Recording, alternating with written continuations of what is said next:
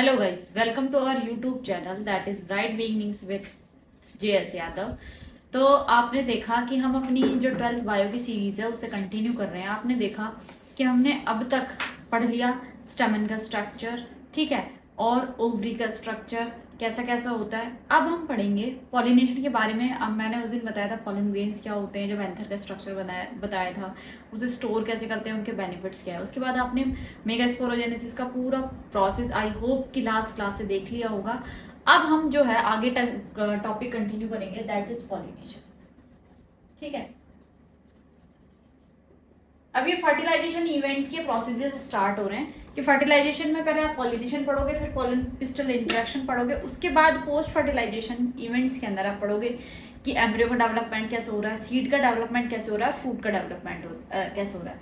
तो ये पॉलिनेशन जो है वो आता है फर्टिलाइजेशन इवेंट में, ठीक है।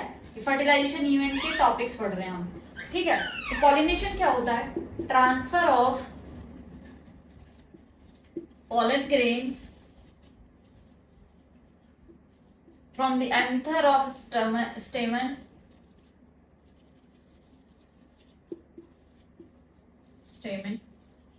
to the receptive stigma,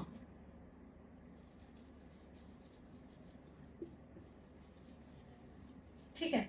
तो क्या करना है हमें? पोलन ग्रेन्स जो है, पोलन ग्रेन्स को हमें क्या करना है, मैंने बताया था आपको जब स्टाइल और ओवरी का स्ट्रक्चर पढ़ाया था पूरा, तो आपको बताया था कि फीमेल रिप्रोडक्टिव पार्ट के अंदर क्या होता है, जो ऐसा कुछ ऊपर स्ट्रक्चर बताया था, ठीक है। मैंने कहा था यहाँ पर रिसेप्टिकल्स होते हैं जो क्या करते हैं, स्पीसीज स्पेसिफिक पोलन को आइडेंटिफाई करते हैं, ठीक है। ये ड्राई भी हो सकती है और कुछ पोर्शंस में ये इनके अंदर क्या होता है, ये वेटी हो सकती है क्योंकि इनके अंदर ये ग्लैंडुलर हो सकती है, तो कुछ स्टिकी सब्सटेंस सिक्रिएट कर सकती है जिससे कि वो आइडेंटिफिकेशन हो जाए कि वो उसी स्पीशीज का पोलन ग्रेन है और उसके बाद पोलन ट्यूब का फॉर्मेशन हो जाए। तो क्या है कि रिसेप्टिव स्टिग्मा तक, ये स्टिग्मा है ना, स्टिग्मा तक पोलन ग्रेन का ट्रांसफर होना, ठीक है। ये क्या कहलाता है? ये प्रोसेस कहलाता है पॉलिनेशन, ठीक है। अब पॉलिनेशन जो है वो कितने टाइप्स का होता है, ठीक है।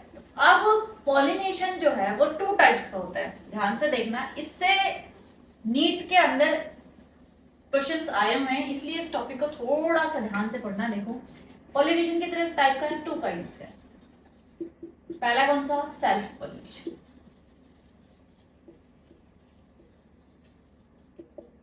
सेल्फ पॉलिनेशन के अंदर क्या होता है? सेल्फ का मतलब होता है ऑटो, यानी खुद से।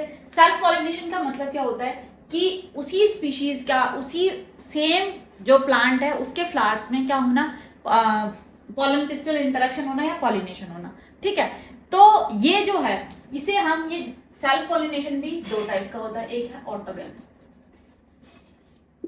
ठीक है। ऑटोगैमी का मतलब क्या होता है? सेल्फ ही क्या करना, उसी स्पीशीज के या उसी सेम प्लांट पे क्या होना, पॉलन पिस्टन का ट्रांसफर होना। इसके अंदर पहला है ऑटोगैमी। ऑटोगैमी में 2 टाइप के फ्लावर्स होते हैं, एक होते हैं चेस्मोगैमस। क्या होते हैं? चेस्मोगैमस। अब ये जो चेस्मोगैमस फ्लावर्स होते हैं, ये क्या करते हैं, ये चेस्मोगैमस फ्लावर्स जो होते हैं ये ओपन फ्लावर्स होते हैं, ठीक है। इनके अंदर सेल्फ पॉलिनेशन के चांसेस बहुत होते हैं, मतलब होते हैं, मान लो 90% चांसेस इनके अंदर सेल्फ पॉलिनेशन के होते हैं। फ्लावर्स जो होते हैं, जैसे पेटल्स जो होते हैं ना बेटा, वो क्या होते हैं? ओपन होते हैं, ठीक है। तो पोलन और पिस्टल का इंटरेक्शन होने की पॉसिबिलिटी इनके अंदर होता है और खुद ही क्या होते हैं, पोलन ग्रेन्स खुद ही ट्रांसफर हो जाते हैं, यानी सेल्फ उसी फ्लावर के अंदर क्या होता है। और इसका मतलब क्या होता है, सेम फ्लावर के अंदर क्या होना, पॉलिनेशन होना, यानी उसी सेम फ्लावर का क्या है, पिस्टल है और क्या है, पोलन है, ठीक है। यानी ये मान लो कोई फ्लावर है, ठीक है, स्ट्रक्चर में मत जाना, और ये एंथर है, ठीक है, ये है इसकी स्टिग्मा। तो इन्हीं पोलन ग्रेन का इसके ऊपर क्या होना, ट्रांसफर होना। तो ये क्या है, ऑटोगैमी है, यानी सेम फ्लावर का है ना, सेम फ्लावर के एंथर का उसकी स्टिग्मा के ऊपर लैंड होना क्या कहलाता है, ऑटोगैमी कहलाता है। और चेस्मोगैमस का मतलब है कि जो फ्लावर्स के ये जो पैटर्न है ना बेटा, ये क्या है, ओपन है, ठीक है। तो इसमें 90% पॉसिबिलिटी होती है कि सेल्फ पॉलिनेशन हो जाएगा, ठीक है। अब दूसरा जो है, दूसरे टाइप का इसी के अंदर एक और होता है, गिनेटोगैमी। क्या होता है? गिनेटोगैमी। जैस्मोगार्मी का साथ साथ क्लिस्टोगार्मी भी बता देती हूँ मैं आपको, फिर गिनाटोगार्मी बताऊंगी। अब एक और टॉपिक जिसमें क्या होता है 100% सेल्फ पॉलिनेशन की ही पॉसिबिलिटी होती है, वो होता है क्लिस्टोगार्मी।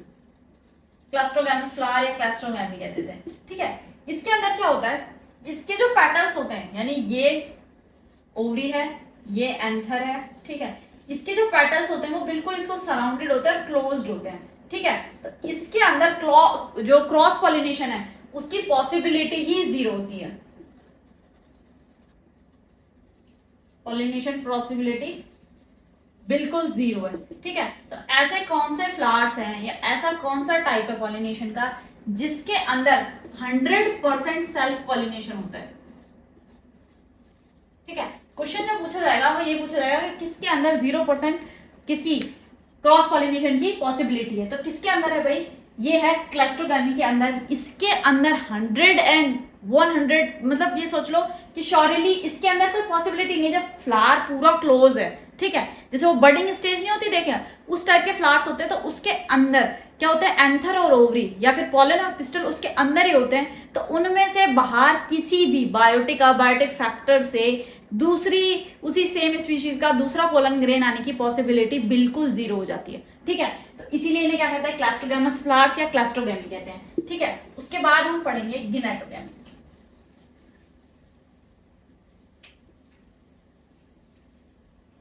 अब हम पढ़ेंगे गिनाटोगैमस फ्लावर या गिनाटोगैमी। इसके अंदर क्या होता है, देखो ध्यान से रखना, ये भी सेल्फ पॉलिनेशन का ही टाइप है। किसका टाइप है, सेल्फ पॉलिनेशन का। इसके अंदर क्या होता है, सेम प्लांट है, ठीक है, लेकिन डिफरेंट फ्लावर्स है, ठीक है। ये जैसे एक प्लांट है उसके ऊपर 2 डिफरेंट फ्लावर है, तो इनकी ओवरी है, यहाँ एंथर है, इसका यहाँ ओवरी है और यहाँ एंथर है, ठीक है। तो क्या हो जाए कि ये जो एंथर है ये इस वाली स्टिग्मा पे लैंड हो जाए, या फिर इसका जो एंथर है वो इस वाली स्टिग्मा पे लैंड हो जाए। तो ये जो टाइप है ये कहलाता है गिनेटोगैमी, यानी same plant but different flowers, but pollination है, but pollination in different flower, ठीक है। तो ये हो गया सेल्फ पॉलिनेशन। दूसरी बात, अब मैं सेल्फ पॉलिनेशन की थोड़ी सी बात करूं तो सेल्फ पॉलिनेशन के एडवांटेजेस क्या क्या है। देखो सेल्फ पॉलिनेशन की एडवांटेजेस सुनो, मेरी बात ध्यान से सुनना। आपने जेनेटिक्स पढ़ा होगा, जेनेटिक्स का थोड़ा बहुत 10th में पढ़ा होगा। तो देखो एक्चुअल में सेल्फ पॉलिनेशन के अंदर क्या होता है कि जो ट्रेड्स होते हैं, मतलब जो कैरेक्टर्स होते हैं, gene as it is pass on होते हैं, यानी नो वेरिएशन, कोई वेरिएशन नहीं होती, ठीक है। Recessive characters are always be recessive, recessive characters are always be recessive, यानी जो रिसेसिव कैरेक्टर है वो हमेशा क्या रहेगा, रिसेसिव रहेगा, और डोमिनेंट कैरेक्टर जो है वो हमेशा डोमिनेंट रहेंगे। दूसरी बात, exact genomic copy of their parents, है ना। क्या होगा, जो जीनोम होगा वो क्या होगा, उसके पेरेंट्स यानी पेरेंट प्लांट के एज इट इज होगा, ठीक है। कोई वेरिएशन नहीं होगी, कोई नए तरह का उनके अंदर कुछ नहीं होगा, ठीक है। सेम लीनिएज चलाएगा, ठीक है। अब इसके एडवांटेज तो ये कि बिल्कुल मान लो कोई बहुत अच्छा फ्लावर है, कोई बहुत अच्छा प्लांट है, उसके अंदर हमें सेल्फ पॉलिनेशन से बहुत अच्छी ब्रीड मिलती जा रही है, बहुत अच्छी जनरेशंस मिलती जा रही है, ठीक है। तो ये है एडवांटेजेबल। अब इसके डिसएडवांटेजेस क्या क्या है, ध्यान से सुनना। डिसएडवांटेजेस ये है कि रिसेसिव कैरेक्टर को तो हम कभी स्टडी नहीं कर पाएंगे, है ना। डिसएडवांटेज क्या होगा कि आप कभी भी रिसेसिव कैरेक्टर के बारे में तो जान ही नहीं पाओगे, डोमिनेंट ऑलवेज भी डोमिनेंट। दूसरी चीज क्या है, अगर कोई प्लांट क्या है, डिजीज इन्फेक्टेड है, तो वो ऑलवेज भी डिजीज इन्फेक्टेड ही रहेगा, ठीक है। यानी अगर कोई डिजीज उसके पेरेंटल प्लांट के अंदर या पेरेंटल फ्लावर के अंदर है, तो वो ऑटोमेटिकली जो नई जनरेशन में फ्लावर आएगा या नई जनरेशन में जो प्लांट बनेगा उसके अंदर भी सेम कैरेक्टरिस्टिक्स होंगे, ठीक है। दूसरी बात क्या होगा कि वेरिएशंस नहीं होगी, तो अडेप्टेबिलिटी अकॉर्डिंग टू एनवायरनमेंट क्या होती जाएगी, लो होती जाएगी, है ना। लो अडेप्टेबिलिटी क्यों होती जाएगी, क्योंकि आपको पता है आपकी जो सराउंडिंग है वो कंटिन्यूअसली इवॉल्व हो रही है। क्या हो रही है, इवॉल्व हो रही है। तो जब कंटिन्यूअसली इवॉल्व हो रही है तो नए उसको उसके अंदर जो चेंजेस आने चाहिए अकॉर्डिंग टू किसके अकॉर्डिंग, बायोटिक और बायोटिक फैक्टर्स के अकॉर्डिंग जो चेंजेस आने चाहिए वो चेंजेस उसके अंदर नहीं होंगे। तो ये इनका सेल्फ पॉलिनेशन का सबसे बड़ा डिसएडवांटेज है, ठीक है। उसके बाद आप पढ़ोगे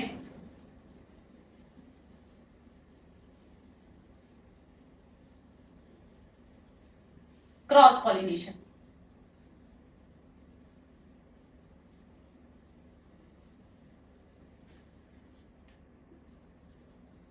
क्रॉस पॉलिनेशन क्या होता है कि किसी भी सेम स्पीशीज का फ्लावर होना चाहिए, सेम स्पीशीज के प्लांट में, सेम स्पीशीज प्लांट के अंदर क्या हो जाए, कहीं से भी किसी भी फ्लावर का पॉलन ग्रेन जो है वो पिस्टल या स्टिग्मा के ऊपर लैंड हो जाए, है ना। सेम स्पीशीज का फ्लावर होना चाहिए, सेम स्पीशीज का प्लांट होना चाहिए, यानी टू डिफरेंट काइंड्स या two different flowers interchange their male and female gamete, ठीक है। ये जैसे एक अलग फ्लावर है, ये दूसरा एक अलग फ्लावर है, अलग प्लांट है, सॉरी, ठीक है। तो इस अलग प्लांट पे जो ये जो फ्लावर है इसके अंदर क्या हो जाए कि इस फ्लावर का या इसका एंथर इसकी स्टिग्मा पे चला जाए by any kind of method, ठीक है। किसी भी मेथड से, बायोटिक या एबायोटिक फैक्टर से, किसी से भी क्या हो जाए, इनके बीच में दो डिफरेंट प्लांट्स के अंदर क्या हो जाए, ब्रीडिंग हो जाए, तो वो क्या कहलाएगा, क्रॉस पॉलिनेशन कहलाएगा। या दो डिफरेंट प्लांट्स के अंदर क्या हो जाए, पॉलिनेशन हो जाए, ठीक है, तो वो क्या कहलाएगा, क्रॉस पॉलिनेशन हो जाएगा। इस टाइप के पॉलिनेशन को हम कहते हैं जीनोगेमी, जीनोगेमी, ठीक है। अब जीनोगेमी हुई क्यों, ठीक है भाई, क्रॉस पॉलिनेशन की ऐसी क्या जरूरत पड़ी। देखो, या तो क्या हो सकता है, फ्लावर्स आपने पढ़ा होगा मोनोशियस और डायोशियस, दो तरह के होते हैं। मोनोशियस जिसके अंदर मेल और फीमेल जो है वो सेम प्लांट के अंदर होते हैं, ठीक है। Either it will be on same flower और either it will be on different flower, या डिपेंड करता है स्पीशीज पे। दूसरा डायोशियस, डायोशियस के अंदर क्या होता है कि अलग अलग प्लांट होते हैं, उनके ऊपर अलग अलग मेल और फीमेल अलग होता है, जस्ट लाइक पपाया, ठीक है। तो इनके अंदर क्या होगा बेटा, एक तो पॉलन और पिस्टल का जो डेवलपमेंट है वो सिंक्रोनाइज वे में नहीं है, यानी या तो पहले एंथर का डेवलपमेंट हो रहा है या फिर पहले किसका डेवलपमेंट हो रहा है, पहले आप ये देखो पिस्टल का डेवलपमेंट हो रहा है, मतलब दोनों एक साथ डेवलप नहीं हो रहे, ठीक है। या फिर एक से ज्यादा स्टेजेस हो रही है, जैसे स्टाइली कहते हैं। क्यों, क्योंकि उसके अंदर क्या होगा कि जो एंथर वो अलग फेज के अंदर होगा, जो स्टिग्मा का डेवलपमेंट है वो किसी और फेज के अंदर हुआ, इसलिए क्रॉस पॉलिनेशन की जरूरत है। दूसरी बात कि क्रॉस पॉलिनेशन का एडवांटेजेस क्या क्या है। क्रॉस पॉलिनेशन जो है वो क्या करता है, एक तो वेरिएशन, जितनी भी न्यू स्पीशीज का फॉर्मेशन होता है वेरिएशन होती है इसके अंदर, ठीक है। दूसरी बात, रिसेसिव कैरेक्टर अगर कहीं हाईलाइट हो गया तो रिसेसिव कैरेक्टर के बारे में भी आप स्टडी कर सकते हो। दूसरी बात, डिसीज रेजिस्टेंस प्लांट, ठीक है, इन्हीं से बन के आते हैं कि जो अच्छी क्वालिटी के प्लांट्स होते हैं हम उनको सेलेक्ट कर लें और उनके बीच में क्या करा दें, डिजीज रेजिस्टेंस प्लांट इजीली, ठीक है। बेटर क्रॉप प्रोडक्शन, ठीक है, ये सब क्या है, ये क्रॉस पॉलिनेशन के एडवांटेजेस है। अब इसका डिसएडवांटेजेस क्या क्या है कि इनके अंदर क्या होता है, रिकॉम्बिनेशन जब होता है ना जीन्स का, देखो रिकॉम्बिनेशन के ड्यूरिंग ही रिसेसिव कैरेक्टर क्या है, शो हो सकता है किसी भी इंसान का। देखो अगर हम ह्यूमन बींग्स की बात करें, ऐसे इसको ऐसे समझना कि हमारे जो कुछ कैरेक्टर हैं, देखना कैसे कि हम अपने पेरेंट्स से, हमारा जीनोमिक जो डीएनए वो 99.9% मिलता है, बट हमारे जो ग्रैंड पेरेंट्स है वो बोथ साइड मैटरनल हो या पैटर्नल हो, उनसे हमारा जीनोमिक, मतलब कहते नहीं है कि ये अपने दादा पे चला गया, ये अपनी दादी पे चला गया, तो हाउ कि वो जो जीन थे वो आपके पेरेंट्स में रिसेसिव थे, है ना, बट आप में आके वो डोमिनेंट हो गए, शो गए, क्योंकि जब जीनोमिक डीएनए की रिकॉम्बिनेशन हुआ ना, रिकॉम्बिनेट जब डीएनए बना तो कौन से कैरेक्टर किसके साथ फ्यूज हुआ ये पता नहीं चला, फ्यूजन ऑफ जो जीन्स हुआ वो कैसे हुआ वो पता नहीं चला, उसमें क्या हो गया, रिकॉम्बिनेंट डीएनए, यानी पेरेंट्स अगर किसी के दोनों के लंबे हैं और बच्चा अगर हाइट में अपने दादा या दादी की तरह छोटा रह गया तो वो क्या क्या हो गया, या फिर पेरेंट्स की हाइट एवरेज है और बच्चा उनसे लंबा निकल गया, उनके दादा या दादी की या नाना या नानी की हाइट क्या थी, लंबी थी, तो दैट्स व्हाई ये क्या है, इसकी वजह से ये क्रॉस पॉलिनेशन की वजह से है, या ये है ना, ठीक है। तो क्रॉस पॉलिनेशन के अंदर आपको नई वेरिएशंस तो मिल जाएगी, बट अगर रिसेसिव कैरेक्टरिस्टिक काम का नहीं है या अनयूजफुल है या म्यूटेंट है तो उस प्लांट की रेजिस्टिविटी पे भी फर्क पड़ सकता है, ठीक है। आगे बात समझ में, ये थे पॉलिनेशन के टाइप्स। उसके बाद में पॉलिनेशन जो है वो किस किस कि किन किन फैक्टर्स की वजह से हो सकता है। देखो पॉलिनेशन के जो मेन वैलिड फैक्टर्स है, जो पॉलिनेशन के वेक्टर्स कह सकते हैं, ठीक है, वो कौन कौन हो सकते हैं। मेनली क्रॉस पॉलिनेशन के बारे में पढ़ेंगे हम। सेल्फ पॉलिनेशन तो यू नो वेरी वेल कि सेल्फ पॉलिनेशन इजीली हो जाता है। तो देखो क्रॉस पॉलिनेशन जो है ना बेटा, वो क्या होगा, किसकी वजह, दो फैक्टर्स होते हैं, एक होता है अबायोटिक और एक फैक्टर्स होते हैं बायोटिक। एजेंट्स भी बोल सकते हैं, एजेंट्स ऑफ पॉलिनेशन भी बोल सकते हैं ना, ठीक है। पॉलिनेशन के एजेंट्स कौन कौन है, ठीक है, अबायोटिक और बायोटिक। अबायोटिक का मतलब है नॉन लिविंग, थोड़ा सा वर्ड का मतलब समझा करो इसे। बायोटिक का मतलब है लिविंग फैक्टर्स। अब इसमें क्या हो सकता है, विंड, ठीक है, और वाटर, हाइड्रोफिली और एनिमोफिली, ठीक है। विंड और वाटर हो सकता है, या ऑटोफिली भी कह सकते हैं इसे, ठीक है। तो ये जो है ये क्या होता है, देखो अगर मैं बायोटिक फैक्टर के अंदर क्या हो सकता है, इंसेक्ट एंटीमोफिली, ठीक है, बर्ड्स ऑर्निथोफिली, ठीक है, बैट, ठीक है। तो ये सारे क्या हैं, ये इसके अंदर क्या होंगे, ये बायोटिक और अबायोटिक दोनों फैक्टर्स इसके अंदर हो सकते हैं, ठीक है। अब हम बात करेंगे अबायोटिक फैक्टर्स की। किसकी बात करेंगे, अबायोटिक फैक्टर्स की। तो अबायोटिक फैक्टर्स के अंदर हम बात करेंगे एनिमोफिली, ठीक है। अब अबायोटिक फैक्टर्स का एक तो मेन रीजन बताओ। देखो अबायोटिक फैक्टर्स में विंड जो है, विंड क्यों पॉलिनेशन का कॉज बनेगा, एजेंट बनेगा। मेरी बात ध्यान सुनना, अबायोटिक फैक्टर का मेन रीजन क्या होता है, फ्लैप ऑर्डरलेस है, कलरलेस है, उसके जो एसेंशियल वोल्स है यानी कैलिक्स कोरोला वगैरह वो क्या है, बहुत शॉर्ट है, ठीक है। तो ये क्या है, ये किसी भी बायोटिक फैक्टर यानी लिविंग फैक्टर कौन कौन से हो सकता है, इंसेक्ट, बर्ड्स, इन्हें अट्रैक्ट नहीं कर सकता। इसीलिए हमें किसकी जरूरत पड़ती है, हमें अबायोटिक फैक्टर की जरूरत पड़ती है। विंड से देखो जियामेज है, ठीक है, जियामेज को क्या कहते हैं भाई, कॉर्न, मक्का सुना है। जियामेज साइंटिफिक नाम है, मुझे मोस्टली साइंटिफिक नाम है तो थोड़ा सा समझना। जियामेज है, मस्टर्ड, सॉरी वो क्या बोलते हैं, जियामेज है, वाटरमेलन है, बहुत सारे ऐसी चीजें हैं जिनके अंदर क्या होता है, राइस है, उनके अंदर क्या होता है, ये जो पैडी है, तो उनके अंदर क्या होता है कि विंड जो होता है ना, विंड की वजह से क्या होता है, पॉलिनेशन होता है, ठीक है। उनकी वायबिलिटी पे डिपेंड करता है कि उनके फ्लावर स्वीट वगैरह है, तो उनके अंदर क्या होगा कि विंड एक क्या करता है, एजेंट की तरह काम करता है। विंड में क्या होता है, वो नॉन स्टिकी होते हैं, ठीक है, बिल्कुल स्टिकी नहीं होते हैं, ठीक है। छोटे छोटे एंथर्स होते हैं जो उनसे पॉलन ग्रेन को डिटैच करके हवा के साथ वो उड़ते हैं और उसी स्पीशीज के, सेम काइंड के स्पीशीज के ऊपर स्टिग्मा पे लैंड कर जाते हैं और पॉलिनेशन हो सकता है। दूसरा हाइड्रोफिली, हाइड्रोफिली मतलब पानी, हाइड्रो का मतलब ही वाटर होता है, एनिमो का मतलब होता है विंड, ठीक है। तो वाटर जो है, वाटर भी एज ए एजेंट काम करता है, ठीक है। वाटर में देखो, वाटर जो है वो मेनली जो एक्वेटिक प्लांट्स होते हैं उनके अंदर, जैसे नाजाज है, ठीक है, इसके अंदर काम करता है। वर्सेलिनिया है, तो इनके अंदर क्या है, वर्सेलिनिया और ये नाजाज के अंदर क्या है, सुना मेरी बात ध्यान से, इसका भी इनकॉन्स्पियस फ्लावर है, ठीक है, नेक्टर बहुत छोटे हैं, ठीक है, ऑर्डरलेस है, कलरलेस है, इनके जितने भी एसेंशियल वोल्ट्स होते हैं वो सारे। तो हाइड्रोफिली के अंदर क्या हो रहा है, हाइड्रोफिली के अंदर या तो पानी के अंदर ही हो रहा हो, ठीक है।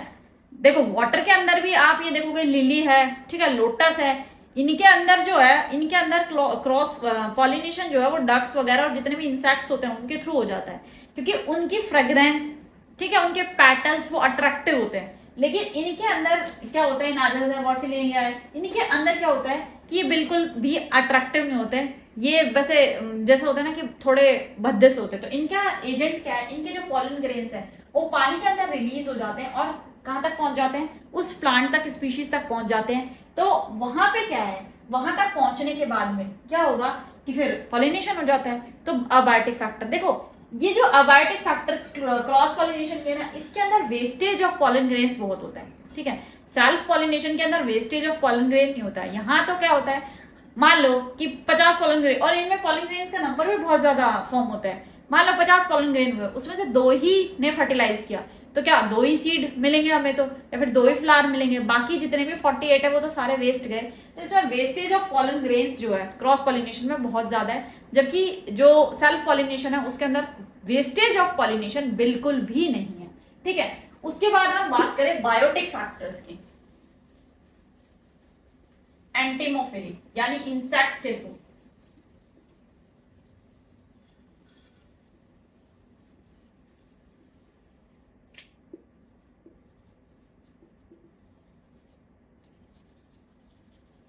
किसके थ्रू बेटा? इंसेक्ट्स के थ्रू। अब मेरी बात ध्यान से सुनना, इंसेक्ट्स कैसा हुआ है? बीज है, वेस्प है, बीटल्स है, ठीक है, इनके थ्रू अगर क्या हो रहा है, पॉलिनेशन हो रहा है, तो इन फ्लावर्स के अंदर क्या होते हैं, देखो पेटल्स वगैरह बहुत अट्रैक्टिव होते हैं, फ्लावर्स नेक्टर होते हैं, ठीक है, और ये जो है ये स्टिकी सब्सटेंस होते हैं, है ना, क्योंकि जैसे ही बैठेगा कोई भी इंसेक्ट फ्लावर के ऊपर बैठेगा तो क्या होगा, पॉलन ग्रेन्स उसके जो फेदर्स होते हैं, है ना, उसके जो लेग्स होते हैं या उसके जो फोर लिम्स होते हैं या हाइंड लिम्स होते हैं उनके ऊपर क्या हो जाएगा, अटैच हो जाएंगे, ठीक है, या अपेंडेजेस होते हैं जो जैसे इंसेक्टा ग्रुप के अंदर तो अपेंडेज जॉइंट अपेंडेजेस होते हैं, उनके ऊपर क्या होगा, ये अटैच हो जाएंगे और दूसरे फ्लावर के ऊपर क्या हो जाएंगे, ट्रांसफर हो जाएंगे। तो जो भी जितना भी इंसेक्ट्स के थ्रू क्या हो रहा है, पॉलन ग्रेन का ट्रांसफर हो रहा है, उसे क्या हम कहेंगे, एंटीमोफिली। ठीक है, फिर पॉलिनेशन जो है वो बर्ड्स के थ्रू हो तो ऑर्निथोफिली, ठीक है, ऑर्निथोमॉर्फोफिली। इसके अंदर क्या होगा, ये बर्ड्स के थ्रू होगा, तो बर्ड्स के थ्रू जब पॉलिनेशन होगा तो ये फ्लावर जो इनसे ज्यादा नेक्टर का प्रोड्यूस होगा, ठीक है, इनसे ज्यादा बड़े होंगे, और जो बर्ड्स होते हैं ये क्या है, एक जूसी होते हैं, तो क्या होता है, बर्ड्स को जो स्वीट जूस प्रोवाइड कराते हैं, तो इस वजह से क्या होता है, बर्ड्स उन फ्लावर्स के ऊपर बैठता है और नेक्टर को सक करते हैं, और उन्हीं के जो लिम्स होते हैं उनके ऊपर क्या हो जाता है, वो पॉलन ग्रेन्स अटैच हो जाते हैं। जब वो दूसरे उसी स्पीशीज के फ्लावर के ऊपर बैठते हैं तो उसकी जो स्टिग्मा होती है वो उसे आइडेंटिफाई कर लेती है, उसके ऊपर स्टिक हो जाते हैं, उसकी वजह से क्या होता है, उसी की वजह से क्या होता है, पॉलन ग्रेन्स का ट्रांसफर हो जाता है। ठीक है, उसके बाद बैट्स के थ्रू भी पॉलिनेशन होता है। देखो कुछ जो फ्लावर्स होते हैं वो उनके ऑर्डर इतने अच्छे नहीं होते, वो जूसी होते हैं, और मेनली वो नाइट में ही क्या होते हैं, ओपन होते हैं, है ना, तो उनके ऊपर किसके थ्रू होगा, बैट के थ्रू क्लस्ट्रोमॉर्फली होती है, बैट्स के थ्रू क्या होगा, पॉलिनेशन होगा। ठीक है, ये मेनली नाइट फ्लावर्स के अंदर होता है, जो नाइट में ओपन होते हैं ना उनके अंदर होता है। ठीक है, ये जो जितने भी 2 काइंड के आपने पढ़े उनसे भी ज्यादा क्या होते हैं, अट्रैक्टिव होते हैं, उनसे भी ज्यादा जूसी होते हैं, इनका नेक्टर जो होता है वो बहुत लॉन्ग होता है, तो इजीली बैट्स क्या कर सकते हैं, सक कर सकते हैं। ठीक है, और बैट भी पॉलिनेशन का एक एजेंट हो सकता है, ये तो आपने सोचा ही नहीं होगा। ठीक है, उसके बाद में इस टॉपिक में बचता है एक आउट ब्रीडिंग डिवाइसेस।